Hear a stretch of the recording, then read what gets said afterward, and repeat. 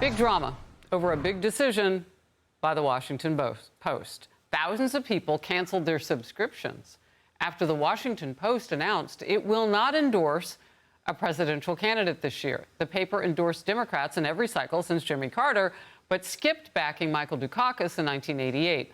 Last week, the Los Angeles Times made big news also skipping an endorsement. CNN's Brian Stelter with his take. The overarching story here is about a concern that billionaires like Bezos might be rolling over and appeasing Donald Trump, whether even before the election day actually rolls around. This is known by some scholars as anticipatory obedience, the idea that some people obey in advance to curry favor with aspiring authoritarians. Joe Concha argues in his new op-ed, Kamala Harris' failure to secure key endorsements suggests her campaign is in a free fall. The New York Times opinion section blaring on its front page, Donald Trump says he will prosecute his enemies, order mass deportations, use soldiers against citizens, abandon allies, and play politics with disasters. Believe him. Tomi Lahren, OutKick host and Fox News contributor. What do you make of the media in this point? And two major outlets who have mainly backed Democrats in the past not jumping in at all. Right. Well, these are not conservative publications or outlets. And as surprising as the Washington Post non-endorsement was, I actually found the LA Times non-endorsement to be even more shocking because that is Kamala Harris's hometown newspaper, of course, the largest and most respected newspaper in the state of California. So that to me is very telling. I actually find these non-endorsements more telling than the polls at this point, Harris, and I'll tell you why. It's because unlike what Brian Stelter was trying to set up, that perhaps these owners of these publications were afraid of a Donald Trump authoritarian presidency. I don't believe any of that. More so, I believe these publications are slowly but surely unhitching their wagons from the Kamala Harris campaign. They made the mistake in 2016, most of media did, with going all in on Hillary Clinton. She had a 91% chance of winning. They were utterly embarrassed when Donald Trump won in 2016. I think that they are trying to save themselves from going down that path again. They don't want to be mentioned in the same breath as a Kamala Harris non-presidency.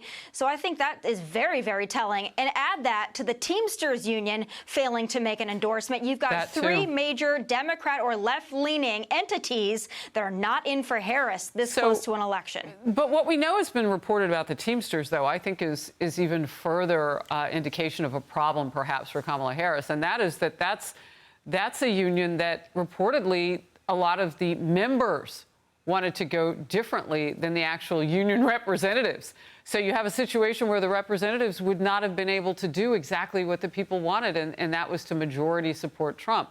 I mean, it is a collision here. A major part of former President Trump's closing argument now, because this whole hour we've been looking at closing arguments from both transgender athletes and women's sports. He said this during the Faulkner Focus town hall with me and all women voters in Georgia. How do you plan on addressing the transgender issue in women's sports?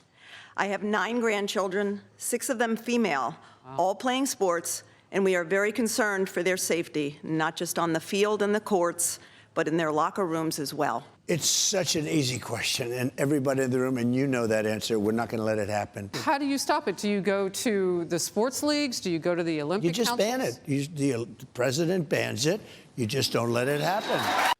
Olympic gold medal winner Caitlyn Jenner, who started her transition nearly a decade ago, has co-authored an op-ed in the New York Post. Female athletes are losing opportunities to compete, earn scholarships, and enjoy the activities they once loved. And reversing this dangerous trend will require strong national leadership. Former President Donald Trump has proven himself to be the right leader to take on this challenge. The Trump campaign also flooding the airwaves with ads like this. Kamala supports transgender sex changes in jail with our money. Kamala even supports letting biological men compete against our girls in their sports. Kamala is for they, them. President Trump is for you. You get the last 30 seconds of the show. There's a lot of moral clarity on this issue from the Trump campaign, but I'd also like to mention that Donald Trump has been incredibly sensitive when talking about this, and having Caitlyn Jenner in his corner is also very powerful. Listen, you can understand and you can be sensitive to the transgender community without believing that we should be paying for transgender surgeries for prisoners, without believing that we should have transitions on minors, without believing that transgenders should be in women's sports locker rooms and restrooms. There needs to be moral clarity on this issue. The American people, a majority of the American people, believe that women's sports must be protected. And this is going to be a social issue that's not going away anytime soon. It's great to hear the Trump campaign address it head on. Tomi Lahren, thank you.